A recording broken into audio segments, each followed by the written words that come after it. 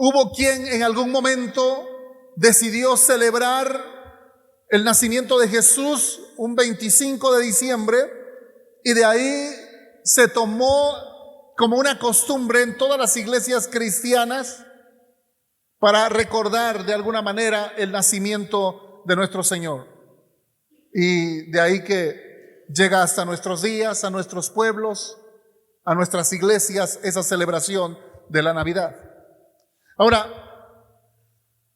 déjeme decirle algo bien importante. Es necesario que volvamos a festejar la Navidad, recordando que el punto principal de la Navidad es el nacimiento, la encarnación del Hijo de Dios, el nacimiento de nuestro Señor Jesucristo. Y es necesario celebrarlo en las iglesias.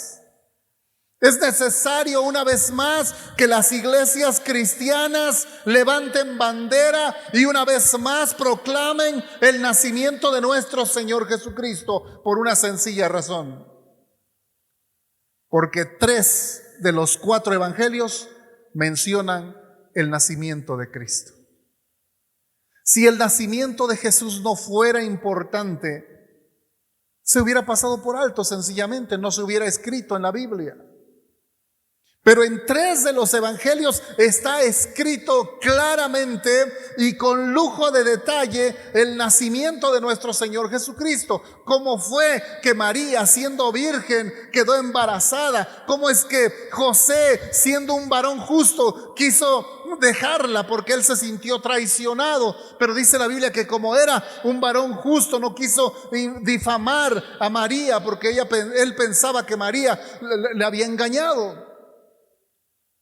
Sin embargo, vemos también con detalle cómo José recibe la visitación de un ángel y le da indicaciones y le dice: no la dejes, no te divorcies, aunque no estaban todavía casados legalmente, pero ya estaban comprometidos y era ese compromiso de casamiento era casi tan importante como el mismo casorio en ese tiempo.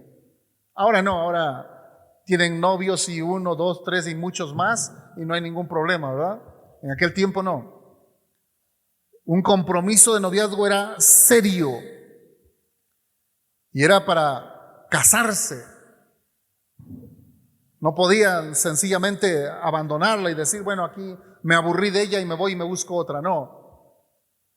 Era un compromiso muy intenso, muy fuerte. Y la Biblia nos da detalles de cómo es que José obedeció esa voz, obedeció esa instrucción que le dio el ángel. Pero él es el que escucha esta palabra tan especial, donde se le da esa dirección, qué es lo que él tiene que hacer. Como Dios a través del ángel le dice: no dejes a María, porque lo que en ella hay, ese santo ser que está en su vientre, es hijo de Dios. María de la misma manera recibe revelación. A María se le revela incluso el nombre de Jesús. Se le va a llamar, le vas a poner por nombre Jesús, porque Él salvará a su pueblo. Ahí estaba el propósito ya, ¿para qué o por qué tenía que venir nuestro Señor Jesucristo? Así que es necesario que las iglesias, una vez más, volvamos a retomar esta celebración tan importante. ¿Y sabe por qué lo aclaro? Porque este video va a ser subido a las redes y porque precisamente en las redes hay un ataque tremendo en contra de la Navidad. Muchos con bandera diciendo que son cristianos, pero muy tendidos hacia el judaísmo y déjeme acentuar esto, atacan a los cristianos que celebran la Navidad. Y tienen un montón de argumentos. Y lo triste es que muchos Cristianos han creído esos argumentos, que la Navidad, que la fiesta de Navidad es satánica. Hay muchos videos en internet de eso, que es pagana. Y puedo entender tal vez el punto porque, como dije al principio, hay muchos que celebran la Navidad sin Jesús, sin el nacimiento. Solamente proclaman Navidad por la fecha y por el tiempo, pero no recuerdan a Jesús. Ahora déjeme decirle esto. ¿De qué trata la Navidad? La Navidad trata de la venida de Cristo a este mundo. Trata del Hijo de Dios, quien ya existía desde la eternidad con el Padre, y que dice la Escritura en Hebreos capítulo 1 y verso 3, que Él, el Señor Jesús, el Hijo de Dios, dice que era el resplandor de la gloria de Dios, la fiel imagen de lo que el Padre es. Ese es Jesús antes de nacer. Él ya vivía desde la eternidad. Él ya coexistía con el Padre. Él ya estaba rigiendo el mundo desde siempre. No apareció en ese día solamente, no fue una creación de Dios en ese momento, no. Por eso decimos que Jesús es Hijo de Dios. Ya existía. No es hijo de María. Y María no es madre de Dios, es madre de Jesús solamente. Porque Jesús ya existía en la eternidad. Así que el nacimiento o la Navidad trata de la venida de Cristo a este mundo, de ese Hijo de Dios que ya vivía desde la eternidad, solamente vino a encarnarse a través de María. Pero la Navidad también trata del nacimiento virginal de un niño concebido milagrosamente por el Espíritu Santo. Ya que era el Hijo de Dios, no en la forma en que tú y yo lo somos, porque nosotros somos hijos de Dios por fe. Llegamos a ser como un injerto, dice el apóstol Pablo a los romanos, como injertados. Pero Jesús no, Él ya era Hijo de Dios desde la eternidad. En Lucas capítulo 1 y verso 35, el ángel le contestó y le dijo: el Espíritu Santo vendrá sobre ti y el poder del Altísimo te cubrirá con su sombra. Por lo tanto, el bebé que nacerá será santo y será llamado Hijo de Dios, le dice el ángel a María. Así que la Navidad trata del nacimiento virginal de un niño concebido por el Espíritu Santo, sin intervención de hombres. María siguió siendo virgen después de haber concebido a Jesús y aún después del nacimiento de Jesús. Qué tremendo. ¿De qué trata la Navidad? La Navidad trata de la venida de un hombre llamado Jesús, en quien toda la plenitud de la divinidad habita en él en forma corporal. Así lo dice en Colosenses capítulo 2 verso 9. En él, en Jesús, habita toda la plenitud de la divinidad. Esto no lo entendemos en nuestra mente finita. Estamos tan limitados para entender eso. Pero la Escritura a través del apóstol Pablo nos dice que Jesús es totalmente Dios. En palabras sencillas, lo que le acabo de decir. Jesús es ¿qué? Totalmente Dios. Totalmente Dios. ¿Cómo es posible? No lo podemos entender. Que en Él, que en ese cuerpo de apariencia humana semejante al nuestro, en ese cuerpo esté toda la plenitud de la divinidad. Siendo que en el Antiguo Testamento nos dice que los cielos de los cielos no pueden contener la gloria de Dios. Y de repente en un cuerpo habita toda la plenitud de la divinidad. Es incomprensible, pero es cierto. Solo Jesús puede ser proclamado el hombre Dios o el Dios hombre, pero no en un concepto como lo enseñaban los griegos con su mitología, donde mezclaban, según ellos, la naturaleza de un Dios creado y luego uniéndose a un hombre. No es ese concepto. El concepto bíblico de el Cristo siendo totalmente Dios es mucho más profundo. Hay que sentarse a leer la Biblia con cuidado, hay que orar, hay que pedir revelación.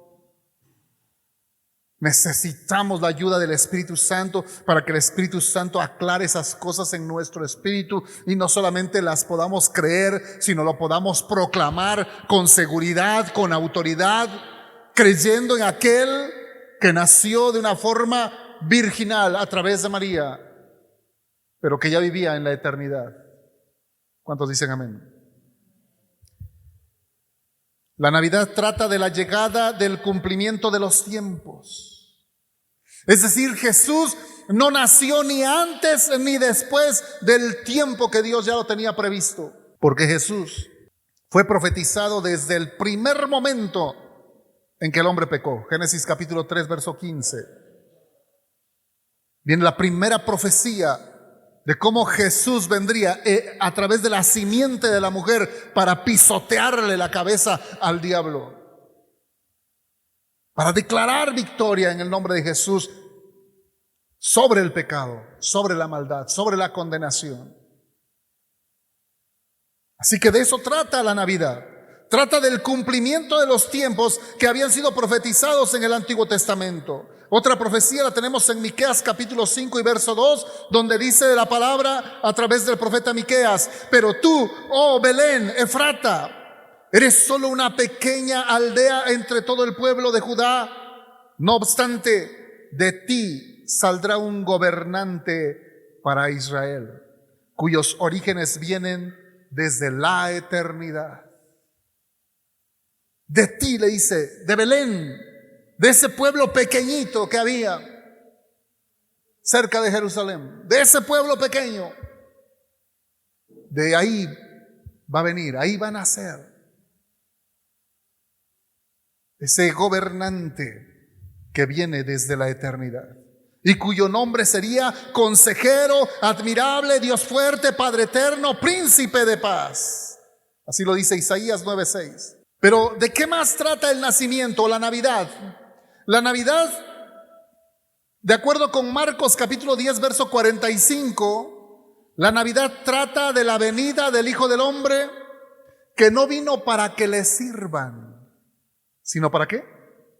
Para servir y para dar su vida en rescate por muchos.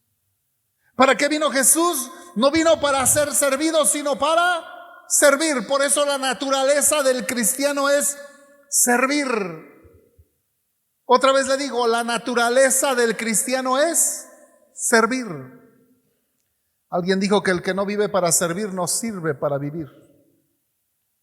Solo el cristiano que ha entendido que Jesús vino para servir y que nosotros como cristianos tenemos como meta parecernos cada día más a Cristo, podemos entender que es necesario servir a otros, servir en la iglesia, servir en el ministerio, servir para llevar el evangelio a otros.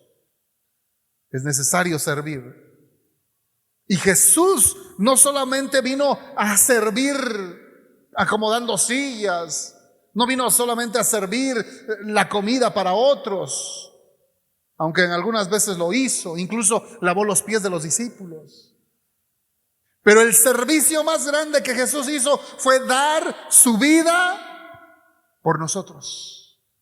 Ese es el máximo nivel de servicio, dar la vida por otros. Incluso nos enseña a que nosotros hagamos lo mismo, que demos la vida por otros, para enseñarles, para llevarles el evangelio. Si es necesario arriesgar la vida, tengamos que hacerlo. ¿Cuántos dicen amén? Sí, la Navidad trata acerca del nacimiento milagroso del Hijo de Dios, el nacimiento de un niño muy especial que tenía una asignación única. ¿Qué dijimos que significa la palabra asignación? Significa encomienda, significa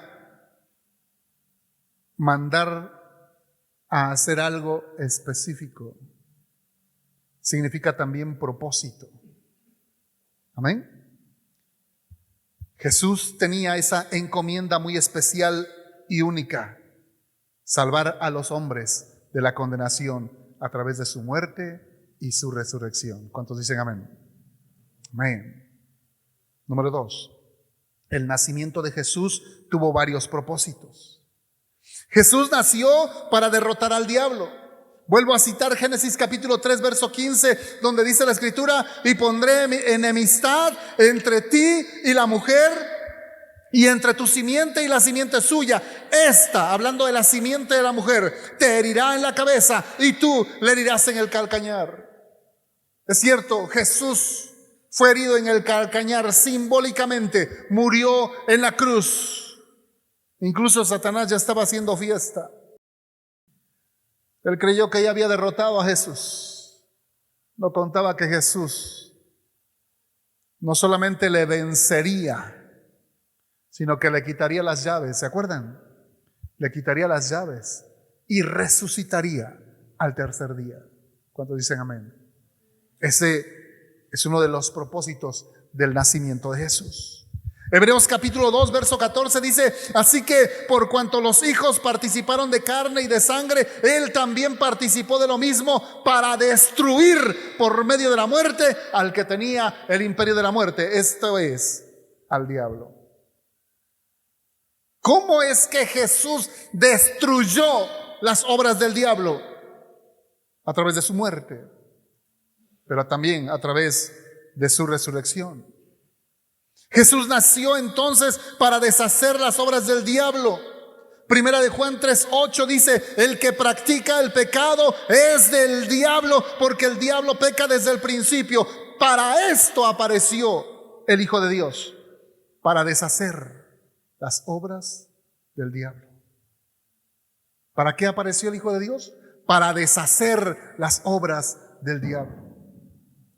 Es decir, tú y yo como cristianos, tú y yo como hijos de Dios, no tenemos ya que estar esclavizados al pecado, porque Jesús apareció para eso, para deshacer las obras del diablo.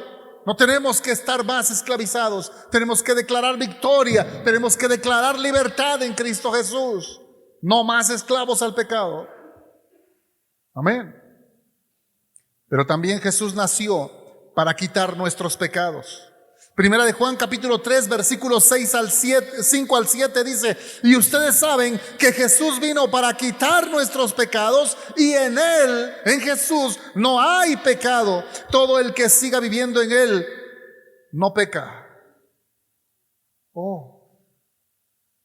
El que siga, el que permanezca viviendo en Jesús no pecará, pero todo el que sigue pecando no le conoce ni entiende quién es Él. Así que todo cristiano que dice que ha conocido a Jesús, que dice que ha nacido de nuevo, que dice que cree en Cristo Jesús, debe tener una lucha constante en contra del pecado. Y no ser vencido, sino salir victorioso, salir vencedor, porque Jesús ya venció al diablo y ya deshizo las obras del diablo. ¿Cuántos dicen amén? Verso 7 dice: queridos hijos, no dejen que nadie les engañe acerca de lo siguiente. Cuando una persona hace lo correcto, demuestra que es justa, así como Cristo es justo. Cuando una persona hace lo correcto, demuestra que es justa, así como Cristo es justo. Es decir, tus obras, lo que haces cada día, habla de tu fe en Cristo. Si estás abandonando el pecado, si estás teniendo victoria en contra del diablo, Habla de que en realidad Jesús es tu Salvador, de que Jesús vive en tu corazón, de que no estás ya sometido al diablo ni al pecado.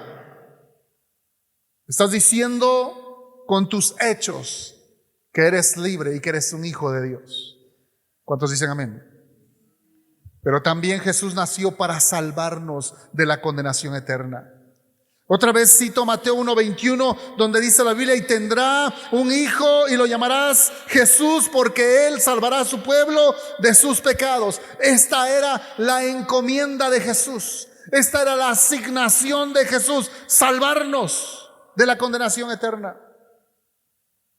Y lo hizo, lo logró. ¿Por qué? Porque Él es el Hijo de Dios, porque Él tiene el poder y la autoridad, porque no hay diablo que se lo oponga a nuestro Señor Jesucristo. Como cristiano no hay excusa de seguir sometido al pecado, a la maldad, al odio, al rechazo, a la vergüenza, a la pereza, a la frialdad, a la tibieza. No tienes por qué estar sujeto a eso. Tienes a Cristo Jesús, que es tu Salvador. Él te ha librado de la condenación eterna. Primera de Juan capítulo 5 versículos 11 y 12 dice: y este es el testimonio que Dios ha dado. Él nos dio vida eterna y esa vida está en su Hijo. El que tiene al Hijo tiene la vida. El que no tiene al Hijo de Dios no tiene la vida. ¿Y cuántos de aquí tienen a Cristo en su corazón? Y si usted tiene a Cristo en su corazón, déjeme recalcarle una vez más: usted tiene vida eterna. Usted es hijo de Dios. Usted no va a ir a condenación por la pura fe en Cristo Jesús. Porque para eso vino Él, para destruir las obras del diablo y para darle acceso directo a la vida eterna. Él cumplió su asignación cabalmente, en tiempo y forma. Otra vez se lo digo: Él, nuestro Señor Jesucristo, cumplió su asignación cabalmente, en tiempo y forma. Es decir, Él no se retardó más, ni un día más. Recordamos las veces en que los judíos quisieron apresarlo y quisieron matarlo. Alguna vez quisieron aventarlo en un despeñadero, dice la Biblia. Y de una manera milagrosa dice la Biblia que Él pasó en medio de todos ellos y se fue sin que lograran hacerle algo. Algunas otras veces que lo quisieron matar, dice la Escritura, que el Señor Jesús les dijo claramente a sus discípulos: no se preocupen, aún no es mi tiempo. Pero cuando llegó el tiempo, lo dijo también claramente: ha llegado la hora en que dé mi vida para el rescate de muchos. Así que Jesús cumplió fielmente, cabalmente, en tiempo y forma, su asignación: salvar a los hombres. Amén. Lo que nos toca ahora es simplemente creer. ¿Qué es lo que tiene que hacer toda persona que quiere ser salvo? Creer en Jesús, recibir a Cristo en su corazón, entregarle su vida a Él. Y con esa sencilla fe, pero poderosa, puede ser llamado hijo de Dios en el primer momento de venir a Cristo. Amén.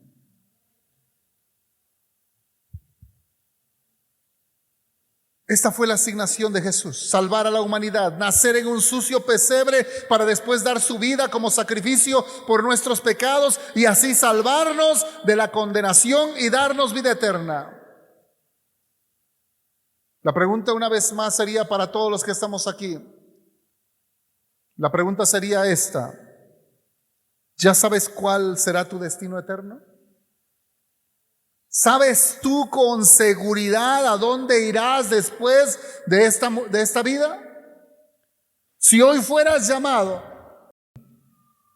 si hoy tuvieras que salir de este cuerpo, porque lo que en realidad somos no es este cuerpo es como nuestra casa aquí en la tierra nada más. Pero lo que en realidad somos es un espíritu y un alma, fusionados. Y cuando una persona muere, ese espíritu y esa alma salen. ¿Y a dónde van? Hay solo dos lugares: el cielo o el infierno, no hay más. Todo cristiano, todo hijo de Dios debería tener la seguridad de a dónde va si hoy muere. Por eso el verdadero cristiano no le tiene temor a la muerte. El verdadero cristiano no le tiene temor a la muerte. Puede enfrentar la muerte con seguridad, con firmeza y mirándola a los ojos, porque la muerte no tiene más potestad sobre él.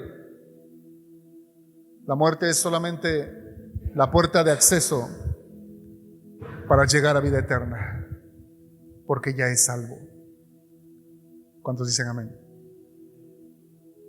Así que toda persona que aún no tiene respuesta a esta pregunta, toda persona que aún duda de a dónde irá después de esta vida, toda persona que tiene esa pregunta todavía en su corazón de que qué pasaría con él si hoy muere, debería de buscar a Jesús y apropiarse esa obra poderosa que Jesús hizo en la cruz del Calvario. Debería de apropiarse de ese Jesús que nació en un sucio pesebre con una asignación única, sencilla pero poderosa: salvar a los hombres. Si ya tienes a Jesús en tu corazón, si ya eres salvo, puedes decir con voz fuerte un amén. Fuerte. Si ya eres salvo, si ya tienes a Jesús en tu corazón, proclámalo. Di con voz fuerte: amén, gloria a Dios, aleluya. Incluso puedes decir: gracias Dios por venir o por enviar a tu hijo a nacer en un sucio pesebre, porque Jesús vino. Gracias Señor. Puedes decirle a Jesús: gracias Jesús, porque tomaste la decisión de dejar tu trono, la adoración de los ángeles, y venir a nacer en ese sucio pesebre.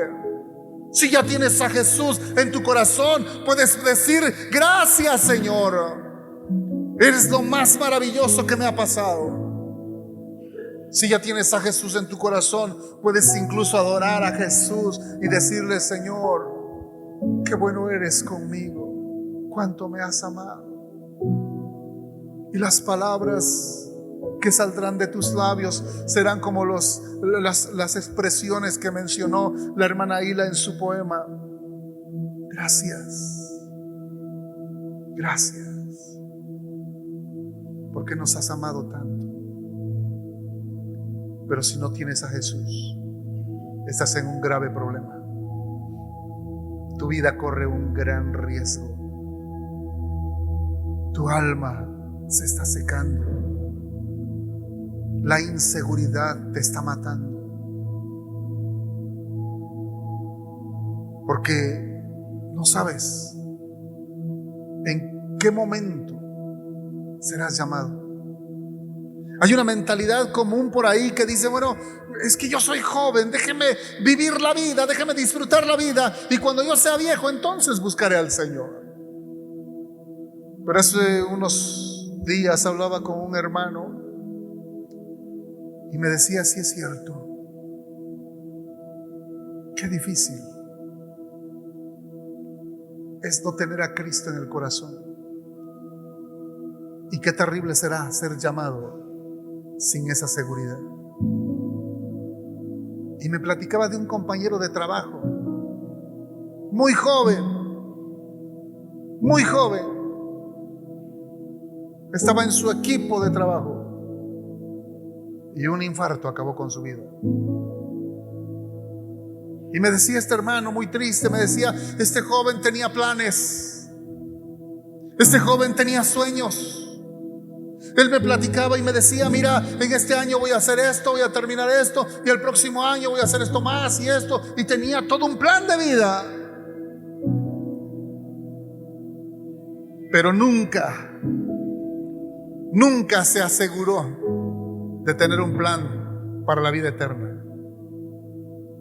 Y triste, terminó su vida sin Cristo Jesús. Ahora déjame repetirte esto. Cristo Jesús vino para salvarte y darte vida eterna. Esa fue su asignación desde la eternidad y la cumplió a la perfección. Una vez más, Cristo vino para salvarte y darte vida eterna. Esa fue su asignación desde la eternidad y la cumplió a la perfección. Lo único que tú y yo tenemos que hacer es confiar en Jesús con todo nuestro corazón. Pero Jesús, óigame bien, con esto termino. Jesús también nos dio una asignación a nosotros. ¿Sabe cuál es?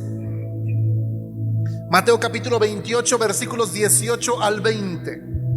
Mateo 28 versículos 18 al 20, la Biblia dice: Jesús se acercó y dijo a sus discípulos: se me ha dado toda autoridad en el cielo y en la tierra. Por lo tanto, vayan y hagan discípulos en todas las naciones, bautizándolos en el nombre del Padre y del Hijo y del Espíritu Santo. Enseñen a los nuevos discípulos a obedecer todos los mandatos que les he dado, y tengan por seguro esto, que estoy con ustedes siempre hasta el fin de los tiempos. Esta es la asignación que tenemos como hijos. La asignación que usted y yo tenemos ahora como hijos de Dios es de ir, compartir el evangelio, discipular a otros y enviarlos a hacer lo mismo. Nosotros lo resumimos con 4 palabras: ganar, consolidar, discipular, enviar. ¿Puede repetirla? Repita conmigo estas 4 palabras. ¿Cuál es nuestra asignación? Es esta. Nuestra asignación, dígalo así. Nuestra asignación, bien fuerte. Nuestra asignación es esta: ganar, consolidar, discipular y enviar. Otra vez, bien fuerte. Nuestra asignación es esta: ganar, consolidar, discipular y enviar. ¿Qué quiere decir esto? Ganar es sinónimo a evangelizar, compartir de Cristo, llevarle a Jesús a otras personas, que otros más conozcan a Jesús y esa obra poderosa de salvación que Él hizo a través de su nacimiento, muerte y resurrección. Ganar. Consolidar. ¿Qué quiere decir consolidar? Consolidar quiere decir lograr que ese recién convertido asista a la iglesia y se bautice. Eso tiene que ver con la pasión que usted tiene por Cristo. Tenemos que entender nuestra asignación. No estamos aquí para hacer un club. No estamos aquí solamente para llevarnos bien, aunque es parte de lo que tenemos que hacer como iglesia. No estamos aquí solamente para seguir haciendo fiestas y convivios, aunque es parte también de la coinonía. Pero no estamos aquí para perder el tiempo. Estamos aquí con una asignación: ganar, consolidar, discipular. ¿Qué quiere decir discipular? Entrenar al recién convertido para que vaya y haga lo mismo. Esto es enviar, mandarlos a que también ganen a otros, los consoliden y los discipulen. ¿Cuántos dicen amén? Esa es nuestra asignación. La pregunta sería: ¿estás cumpliendo tu asignación? ¿Estás cumpliendo tu asignación? Al estar yo terminando la aplicación de este tema, me miraba a mí mismo una vez más y con mucha tristeza tengo que reconocer que llevamos más de 6 meses que no tenemos fruto, ni con toda la iglesia. Cuando apenas llegamos, mi esposa y yo, a este lugar, cada 6 meses bautizábamos a 6, 7, 8, 9, hasta 10 hermanitos, cada 6 meses. Como siempre, unos se quedan, otros se van. Pero de abril para acá no tenemos fruto. Y eso debería dolernos en nuestro corazón. Debería dolernos a todos. que no estamos cumpliendo nuestra asignación, que nos estamos entreteniendo solamente, que no hemos hecho nada, que no hemos logrado traer a otros a los pies de Cristo. Cada uno de nosotros, cuando seamos llamados al tribunal de Cristo, el Señor nos va a preguntar solamente dos cosas. Número uno, ¿cuánto te dejaste moldear por su palabra? Es decir, ¿cuánto habita la palabra en ti? ¿Qué tanto de palabra estás viviendo? Y número dos, ¿a cuántos has traído para Cristo? Y qué triste que muchos no se quieren discipular y muchos no están ganando o no estamos ganando almas. Así que tenemos que tomar decisiones antes de seguir perdiendo el tiempo. Tenemos que tomar decisiones como iglesia. Tenemos que activarnos, tenemos que ser efectivos, tenemos que cumplir nuestra asignación. Y nuestra asignación es clara. Tenemos que ganar, consolidar, discipular y enviar a otros. Póngase de pie.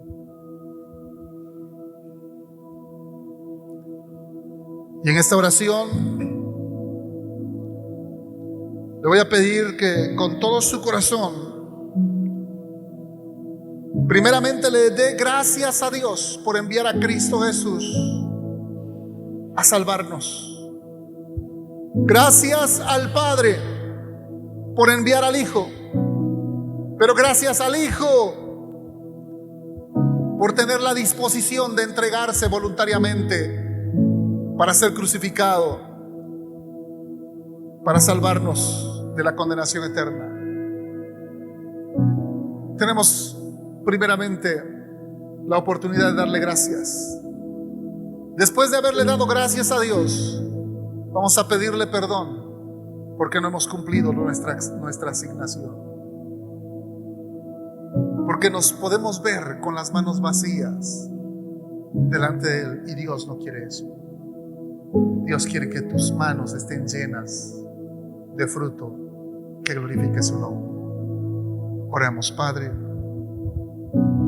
en esta noche en la que meditamos en tu bendita palabra acerca de ese nacimiento poderoso de nuestro Señor Jesucristo, ese nacimiento milagroso a través de la Virgen María, donde hubo manifestación de ángeles, ángeles instruyendo a José, ángeles instruyendo a María, ángeles apareciéndoseles a los pastores, dándoles la instrucción de ir y adorar al Hijo de Dios.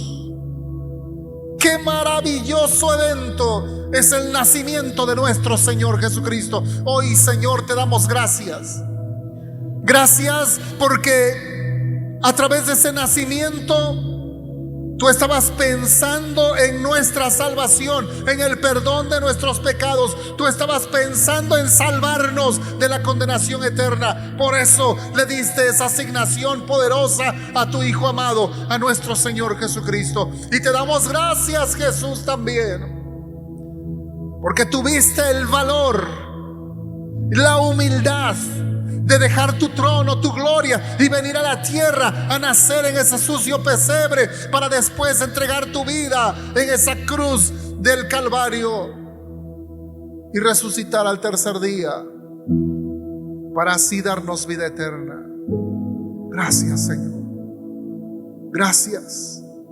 Hoy te decimos gracias, Señor, porque sabemos que con nada podremos pagar ese amor tan grande que has tenido con nosotros.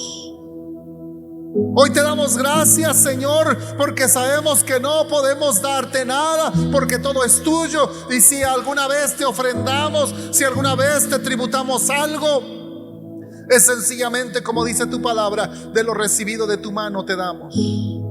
Gracias, Señor.